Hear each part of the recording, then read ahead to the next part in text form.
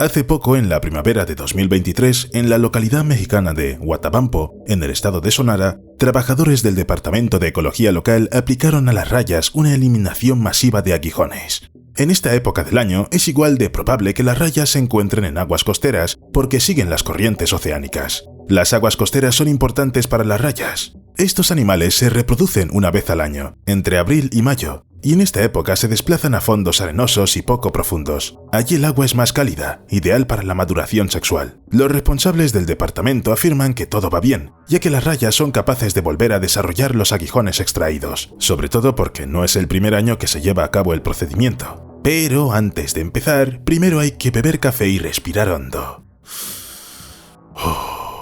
Hacer este vídeo ha sido difícil emocionalmente, pero me he dado cuenta de que tenía que enseñarte lo que hacen algunos.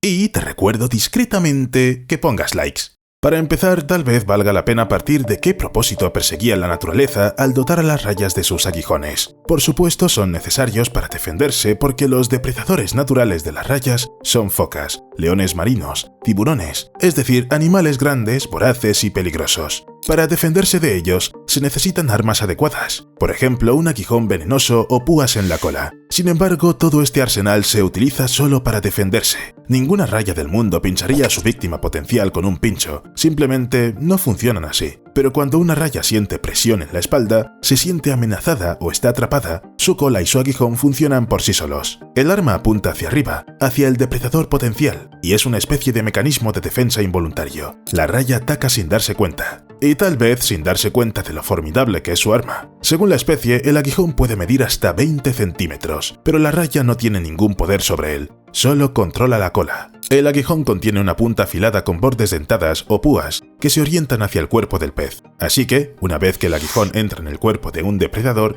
es difícil y sangrientamente doloroso sacarlo. También hay una glándula venenosa en la base del aguijón. En definitiva, todo esto suena como algo bastante sofisticado y por lo tanto necesario. La evolución nunca habría fomentado la creación de tales armas si no fueran vitales. Pero si las rayas pueden regenerar sus aguijones, ¿pueden vivir sin ellos durante un tiempo? Por desgracia, no se ha realizado ningún estudio para evaluar los daños causados a las rayas. Ni siquiera existe un recuento oficial del número de individuos a los que se les ha extraído el aguijón. Hay cero información. Bastante extraño para un procedimiento que fue llevado a cabo por las autoridades y que afirman que no pone en peligro a las rayas de ninguna manera.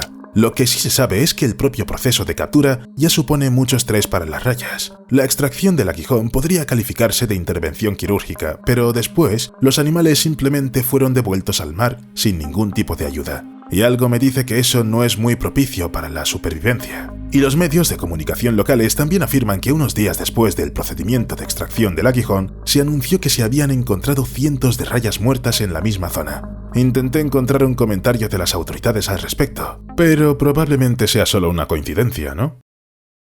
Por cierto, en julio de 2013, al menos 300 rayas muertas aparecieron en la costa mexicana. ¿Podrían haber sido también víctimas de la eliminación de los aguijones? Bueno, no. Los aguijones de estas rayas no tenían nada de malo. Y es más, los medios de comunicación escribieron sobre el peligro para los humanos. Incluso las rayas muertas siguen teniendo aguijones como arma formidable. Pero en lugar de eso, a muchos de los peces les quitaron las aletas. Esta es la parte de la raya que suele servirse como aperitivo, y los pescadores simplemente se deshacen del resto. Sin embargo, todo esto tuvo lugar en la costa este de México. Los aguijones fueron retirados en la costa oeste, y 10 años después. Aún así, yo diría que las rayas en esos lugares tienen suficientes problemas y oportunidades de morir como para añadir otros nuevos. Pero en 2015, rayas muertas fueron arrojadas en un lugar completamente diferente, en el hilo de Murray's Bay, en la costa norte de Auckland. Estos peces tenían la cola cortada junto con sus aguijones. Resulta que muchos pescadores hacen esto para mantenerse a salvo, porque nadie quiere ser golpeado con este aguijón. Pero el problema es que las rayas con la cola cortada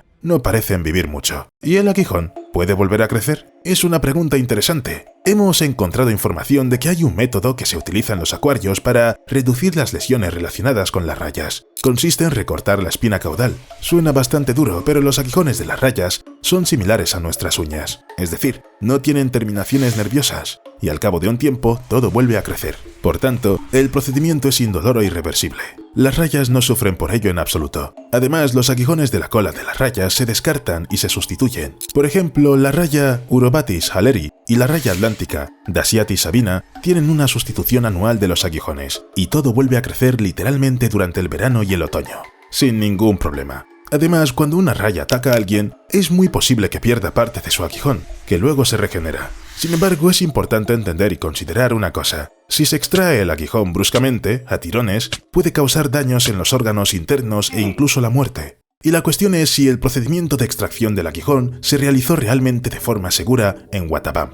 La segunda pregunta, por supuesto, es ¿para qué hacerlo? Y aquí tengo la respuesta. A las rayas les quitaron los aguijones para mantener a salvo a los turistas. Pueden pisar accidentalmente una raya, esta empezará a defenderse, y eso duele, además de que cuesta dinero tratarlo. Y si te parece que no es una medida que deba tomarse por el bien de los turistas, pues tienes razón. Y no somos los únicos que estamos de acuerdo contigo. Las autoridades del norte de México han presentado una denuncia contra un funcionario que ordenó a los pescadores arrancar los aguijones de las rayas vivas. Prometen que no volverá a ocurrir. Les creemos.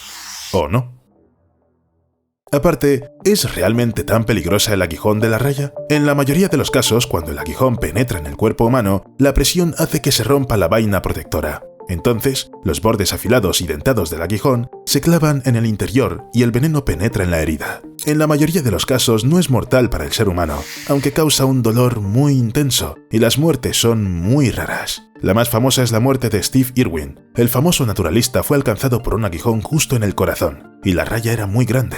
Es decir, las trágicas circunstancias tienen más culpa. La mayoría de los expertos consideran que las rayas son criaturas dóciles que solo atacan en defensa propia. Lo más frecuente es que la gente sufra lesiones en tobillos y espinillas cuando alguien pisa accidentalmente una raya enterrada en la arena y el asustado pez mueve su peligrosa cola hacia arriba. Como te acordarás, ni siquiera tiene mucho control sobre ella. Pero las rayas a las que se ha extirpado el aguijón en México no se parecen en nada a la raya que mató a Irwin. Son mucho más pequeñas y no suponen ningún peligro para la vida. Lo máximo que pueden hacer es herir a los turistas. Sí, el dolor es muy fuerte porque el veneno de la raya está compuesto por las enzimas 5-nucleotidasa y fosfodiesterasa, así como por el neurotransmisor serotonina. La serotonina hace que los músculos lisos se contraigan violentamente. Y es este componente el que hace que el veneno sea tan doloroso.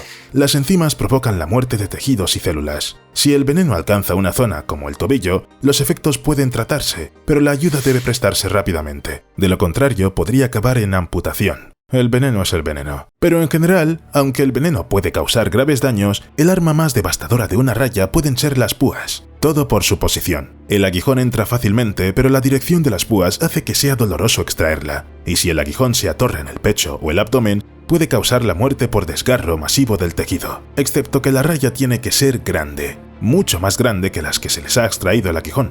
Aunque es muy fácil pisar una raya en la arena, porque apenas se ve, hay una técnica especial para caminar. Si te mueves así por los hábitats de las rayas, el riesgo de sufrir una picadura se reduce drásticamente. Es muy sencillo. La mayoría de las rayas se ponen en modo de defensa activa si las pisan, lo que significa que hay que sumergir los pies en la arena. De este modo, la raya se sentirá menos amenazada y podrá simplemente alejarse cuando una persona se acerque a una distancia incómoda. Y todo esto parece una enorme mejora con respecto a las extrañas y potencialmente paralizantes cirugías. Sin embargo, la eliminación de los aguijones de las rayas no es ni mucho menos el único ejemplo, ni siquiera el más descabellado, de personas que dañan la naturaleza por el bien de los turistas. En 1989, 5 propietarios de hoteles y moteles de Wildwood Crest, Nueva Jersey, vertieron pastillas de cloro en el océano. ¿Por qué? No lo creerías. Para afectar a los altos niveles de bacterias en el agua de la costa. Todo porque ese mismo nivel era inaceptable e incluso peligroso, y el agua demasiado sucia no era apta para los turistas.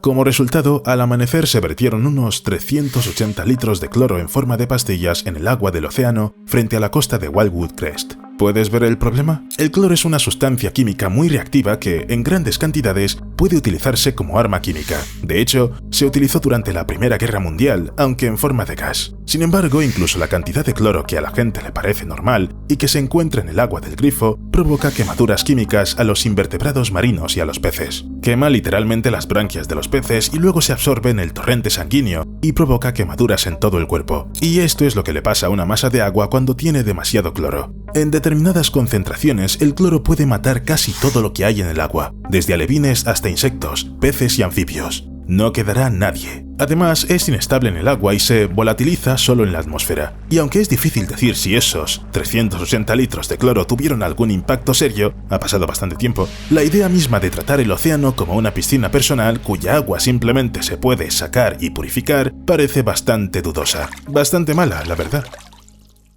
¿Qué tal una idea de España donde las autoridades locales rociaron lejía en 1,9 kilómetros de playa costera cerca de la ciudad de Zahara de los Atunes? El objetivo era más o menos el mismo: desinfectar la zona para los turistas, para que las familias con niños pudieran venir aquí y no tuvieran miedo de COVID-19. Sí, lejía contra el coronavirus. Pero en lugar de un beneficio, esta absurda medida ha provocado la destrucción del ecosistema de la playa, matando insectos y aves migratorias que anidan en las dunas cercanas. Según el ecologista, la lejía mató todo lo que había allí, incluidos los insectos. Y la playa y las dunas son zonas protegidas de cría y anidamiento de aves migratorias. Pero no solo fueron envenenadas por la lejía. Los nidos fueron simplemente aplastados por los tractores que rociaron el producto, y toda esta destrucción era totalmente previsible. Por desgracia, a ninguna de las autoridades locales se le ocurrió llamar a los expertos. Y para nada, porque les habrían dicho que la lejía es indiscriminada en lo que mata, y absolutamente todo el mundo se vería afectado. Bueno, excepto el coronavirus. No hay garantía alguna de que sirviera para combatirlo o tuviera algún sentido. Lo único que consiguieron fue matar a un montón de seres vivos e incurrir en una multa de hasta 60.000 euros. Si yo fuera un coronavirus, me estaría riendo. Sin embargo, todos estos son casos aislados que se mencionan en los medios de comunicación y todo eso. Al mismo tiempo, regularmente, cada año muchos animales sufren a causa de las acciones de los turistas. Me refiero a los safaris. Imagina que eres un guepardo cazando un antílope. Y lo consigues. ¡Hurra!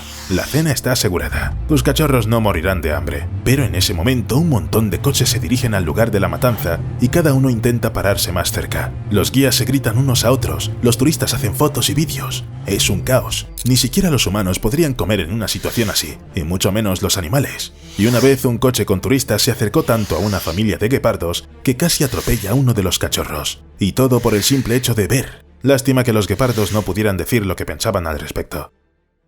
Durante la migración de los ñus, a través del río Mara, se aparcan hasta 60 coches en ambas orillas del río, naturalmente para que los turistas puedan ver este asombroso acontecimiento con sus propios ojos. Pero molestan a los animales y les crean obstáculos adicionales. Aunque la migración en sí no es una tarea fácil, este fenómeno tiene incluso un nombre: turismo agresivo, y la magnitud del problema crece con cada ciudad. Mientras los ecologistas luchan por la conservación de los animales salvajes y los propios animales solo intentan vivir su vida, los turistas se comportan como si todo lo que ocurre fuera un espectáculo y está organizado especialmente para ellos, lo que significa que pueden ignorar la comodidad y el bienestar de los artistas. ¿No me crees? Mira, aquí están los números. La tasa de éxito de la caza de guepardos varía entre el 20 y el 50%, dependiendo de la edad del guepardo, el tamaño de la presa y el hábitat. Un 20% es una probabilidad muy pequeña de que el animal simplemente consiga saciar su hambre. Ahora imaginemos que a los problemas habituales de la caza se añaden los coches, la gente, los gritos y los ñus. Durante su migración hay tantos coches y circulan tan cerca del río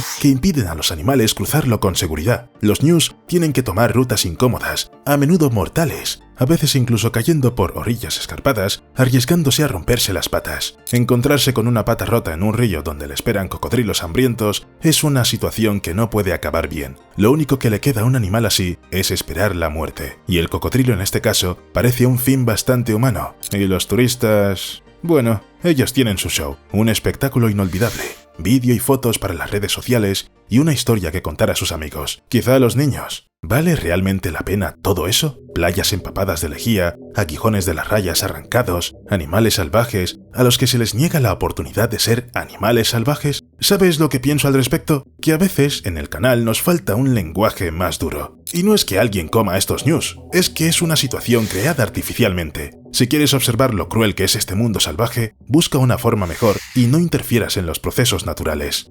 Creo que iré a tocar la hierba. Y tú danos un like si lo has visto hasta el final. ¡Hasta luego!